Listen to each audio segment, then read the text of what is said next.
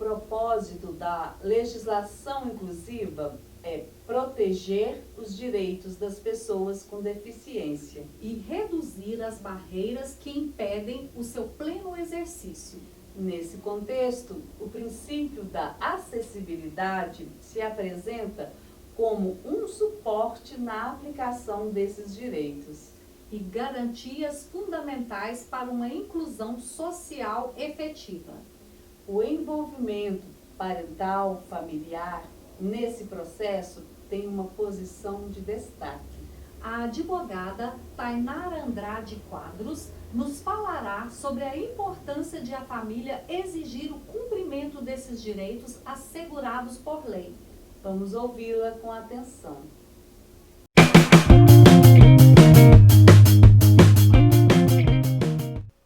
Olá a todos os espectadores. É uma satisfação enorme estar com vocês hoje na Semana Nacional da Pessoa com Deficiência Intelectual e Múltipla e trazer esse tema de forma breve, porque pelo tempo curto nós não conseguimos esgotar, mas é um tema provocativo que traga reflexão e que traga muitos questionamentos de qual o papel de cada um de nós nesse processo de inclusão. E hoje o tema é Direitos da Pessoa com Deficiência, Engajamento Familiar e Inclusão Social. E para falar de direitos da pessoa com deficiência, é importante nós passarmos pelo artigo 2º da Lei de Inclusão, que nos traz a definição de quem são essas pessoas com deficiência. E o artigo 2º diz: considera-se pessoa com deficiência aquela que tem impedimento de longo prazo, de natureza física, mental, intelectual ou sensorial, o qual, em integração com uma ou mais barreiras, pode obstruir sua participação plena e efetiva na sociedade em igualdade de condições com as demais pessoas.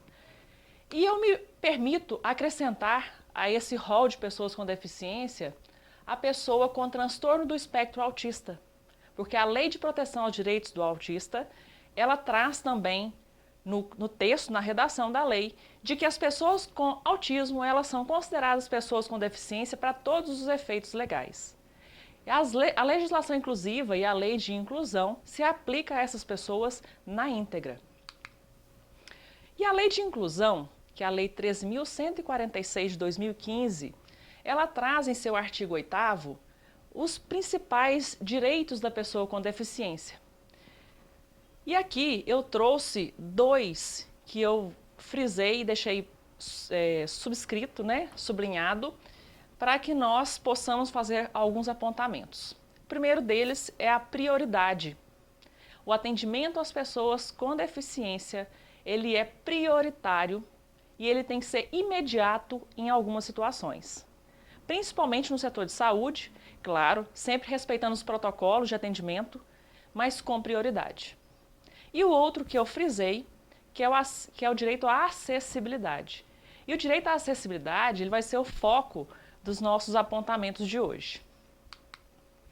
Para iniciar a fala dos principais direitos da pessoa com deficiência, eu trouxe para nós refletirmos sobre o tema escolhido para a Semana Nacional da Pessoa com Deficiência Intelectual e Múltipla de 2020, que é: o protagonismo empodera e concretiza a inclusão social. Fazendo uma interpretação desse tema, iniciamos primeiro pelo protagonismo. E quando eu falo de protagonismo, ele me remete a personagem, a sujeito. Quem são os sujeitos de direitos e deveres nesse processo de inclusão? E aqui eu trouxe, para vocês me acompanharem com o slide, que é o Estado, a sociedade, a família e pessoa com deficiência. E esses personagens são sujeitos desse processo de inclusão, eles estão previstos lá no artigo 8º, que nós fizemos a demonstração no slide anterior. E o protagonista, esse sujeito, ele precisa se empoderar. Como empoderar esses sujeitos para que eles se enquadrem nesse processo de inclusão de forma adequada e efetiva? Quando eu promovo a igualdade, quando eu não discrimino, quando eu dou informação e quando eu capacito. E aí, eu já trago nesse empoderamento outros 3 direitos importantes da pessoa com deficiência, que é o direito à igualdade, o direito à não discriminação, o direito à informação e o direito à capacitação, que nesse caso aqui eu estou colocando como um direito à informação, mas eu posso considerar também que capacitação, inclusive de forma profissional, no trabalho, também como um direito importante da pessoa com deficiência. E se eu estou empoderado, se eu estou informado, capacitado, se eu já consigo igualar, se eu consigo não discriminar, eu consigo concretizar. E como é que eu concretizo esse processo de inclusão? Quando eu realizo, quando eu efetivo esses direitos das pessoas e quando eu dou acessibilidade. E se eu dou acessibilidade e se eu realizo, eu concretizo esse processo todo, eu consigo alcançar a equidade.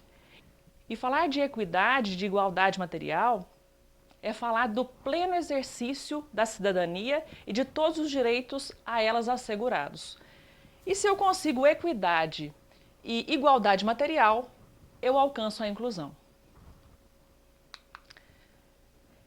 Agora nós vamos falar da acessibilidade, que eu me permiti trazer esse direito para vocês em discussão, porque penso que é um dos mais importantes dentro desse processo de inclusão. Porque eu só consigo pensar em inclusão de forma efetiva se eu dou acesso. E a acessibilidade, eu trouxe essa figura ilustrativa para vocês acompanharem meu raciocínio, de que a acessibilidade, ela é exatamente um elo de ligação nessas engrenagens aqui ilustrativas e que vai fazer funcionar esse motor da inclusão. É exatamente o elo de ligação da pessoa com a inclusão, a igualdade material. E a acessibilidade nós temos várias e estão previstas nas legislações inclusivas que eu citei aqui no início. E eu trouxe algumas só para título de ilustração, de exemplificação e que provavelmente vocês todos que estão me ouvindo hoje já devem ter ouvido falar pelo menos ou já praticam, né, no dia a dia. E a primeira delas, e eu escolhi a primeira, que é a acessibilidade atitudinal de forma bem estratégica. Porque, na minha opinião, o acesso, a acessibilidade, o processo de inclusão, ele começa pela atitude. O que eu faço? Qual é a minha função dentro desse processo? Qual a minha responsabilidade enquanto cidadã, enquanto família, enquanto profissional, enquanto Estado, enquanto pessoa com deficiência? Qual é a minha atitude dentro de toda essa realidade no meu dia a dia para eu poder somar, agregar nesse processo de inclusão, que é a atitude. E tudo começa pela não discriminação. O segundo, a acessibilidade arquitetônica. E aí eu trago como exemplo que são as barreiras físicas, por exemplo, em edificações, em residências, em prédios públicos, em escolas, enfim. A acessibilidade metodológica, ou também pode ser chamada, e talvez muitos a conhecem como acessibilidade pedagógica, que é o acesso a essas pessoas com deficiência e que exige uma condição diferenciada de aprendizagem e que exige também uma acessibilidade metodológica. Qual é o plano de desenvolvimento individualizado que está sendo elaborado para essas pessoas? E que todas essas pessoas têm direito a esse plano individualizado, porque se o processo de aprendizagem exige um método diferenciado, é necessário que se dê o acesso, porque o acesso tem que ser garantido a essas pessoas. Há outro tipo de acessibilidade que é instrumental, que é quando eu dou acesso a objetos, ferramentas, utensílios, enfim, para que essa pessoa tenha acesso a algum dos direitos a ela assegurados. E aqui eu posso citar um exemplo também, aproveitando o exemplo da educação, do setor de educação, quando nessa acessibilidade metodológica, o profissional da educação, ou os profissionais envolvidos nesse plano de desenvolvimento individualizado, e que em alguns casos é multiprofissional, multifuncional, ele exige também um outro tipo de acessibilidade para que dê viabilidade a esse processo metodológico, que é o instrumental. Então eu posso dar um objeto, usar uma ferramenta ou qualquer outro utensílio para me auxiliar no processo de ensino-aprendizagem. A quinta acessibilidade trazida é a programática. Essa aqui é bem técnica e é uma acessibilidade que tem que ser dada na priorização de direitos em leis, regulamentos, portarias, decretos, enfim, que é uma questão mais legislativa ou administrativa em algumas situações, em que é necessário que se dê atenção a essa acessibilidade para que não haja discriminação e para que haja, sim, a discriminação positiva. Porque quando eu discrimino de forma positiva, eu estou tratando os desiguais de forma desigual. E é exatamente essa a finalidade da lei, tratar os desiguais nas suas desigualdades. Acessibilidade a comunicações. E eu trouxe aqui exemplo, né, a língua de sinais ou Libra, que é também a acessibilidade às pessoas que têm problema auditivo. E a acessibilidade digital. Hoje, nesse mundo cada vez mais digital, é necessário que se traga também, que se assegure essa acessibilidade digital. E eu trouxe aqui como exemplo, para facilitar a compreensão, o material bibliográfico em formato de áudio para as pessoas com deficiência visual. E quando eu garanto a acessibilidade, em todas as suas formas, e tem outros tipos, além desses trazidos aqui hoje, eu elimino barreiras. E é exatamente essa a finalidade da acessibilidade, eliminar barreiras. E quando eu elimino barreiras, eu busco identidade. Eu dou identidade, eu dou autonomia, eu promovo a autonomia e independência dessa pessoa com deficiência. E quando eu dou autonomia e independência, eu concretizo os direitos assegurados. E se eu concretizo os direitos assegurados, eu alcanço a inclusão social. Então vocês podem perceber que os questionamentos são vários, e eu já ouvi vários, de que a inclusão é utópica, que é difícil alcançar a inclusão. Não, não é difícil. Basta uma atitude, basta um comportamento diferenciado para se alcançar. Possível é. Caminho tem. E eu trouxe duas gravuras para ilustrar a igualdade material, a igualdade formal e igualdade material.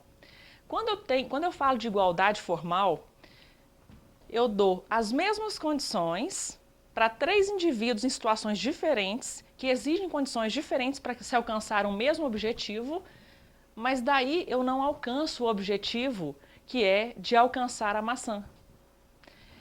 Enquanto que na equidade, e aqui eu posso afirmar que existe uma igualdade material, que é a equidade, eu consigo incluir esses 3 indivíduos para que eles alcancem o mesmo objetivo, que é a maçã. Então, eu tiro uma caixa de um deles que não precisa, dou acesso a um terceiro que precisa e eles todos conseguem o mesmo objetivo. Isso é equidade, isso é incluir.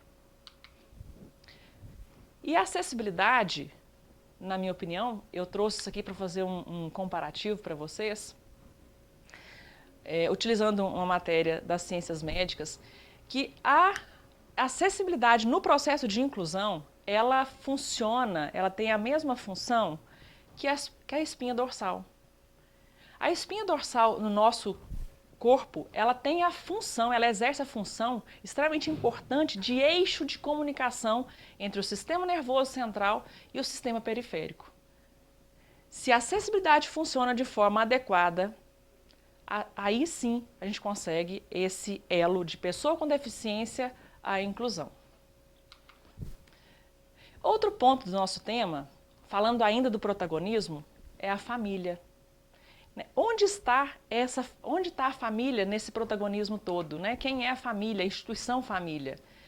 A família é de fundamental importância nesse processo, porque ela atua diretamente na formação do indivíduo. E é nela, com ela, que os primeiros passos para a sobrevivência em sociedade é repassada para essas pessoas. E falar de família é falar de afeto, é falar de suporte, de cuidado, de luta por direitos, de acompanhamento, de aceitação, que é a acessibilidade atitudinal. É falar de afeto. Então é isso tudo. E família é muito mais. Eu trouxe aqui a título de exemplo, mas é muito mais. E eu trouxe esses itens para falar de família exatamente para dizer da acessibilidade atitudinal, que começa dentro da família. Eu incluo em casa para incluir fora.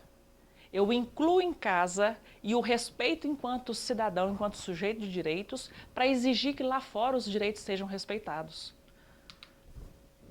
E a família é o elo também nesse processo de inclusão, em que ela liga, ela é um suporte, né? Ela é um eixo de comunicação da pessoa com deficiência à inclusão social. E o que se espera de família, não um modelo, mas o que se espera de família é resiliência, né? Renascer, é começar de novo, fazer todos os dias, cada dia mais, é florescer em época de seca, porque é bem isso. Engajamento, participação e crença, porque é necessário se acreditar para que o processo aconteça.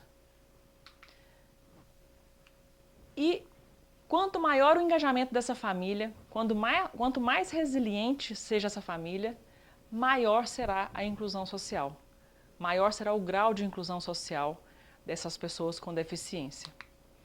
E termino minha fala deixando um breve recadinho para todos que nos ouvem, para todos esses sujeitos de direitos e deveres no processo de inclusão, e de que a partir de hoje, né, analisando todos esses pontos aqui falados de forma bem sucinta, que cada um provoque em si reflexões, questionamentos do que está fazendo, de autorresponsabilidade nesse processo e desenvolva empatia, importantíssimo nesse processo, se colocar no lugar do outro. O que eu posso fazer pelo outro? Fazer pelo outro o que eu gostaria que fizessem para mim. Isso é empatia. Respeite, acolha, acredite, inclua e faça acontecer. É isso, eu agradeço a todos e então eu termino minha fala com esses breves apontamentos sobre inclusão, sobre sujeitos nesse processo de inclusão e sobre alguns direitos, e peço que nessa semana que está finalizando hoje, Semana Nacional da Pessoa com Deficiência Intelectual e Múltipla, que cada um faça consigo uma autorreflexão, de forma bem interna, de como pode colaborar, de como pode agregar nesse processo. Inclusão é possível. Tudo é possível se a comunicação é feita de forma correta e se a acessibilidade é assegurada de forma plena. Obrigada.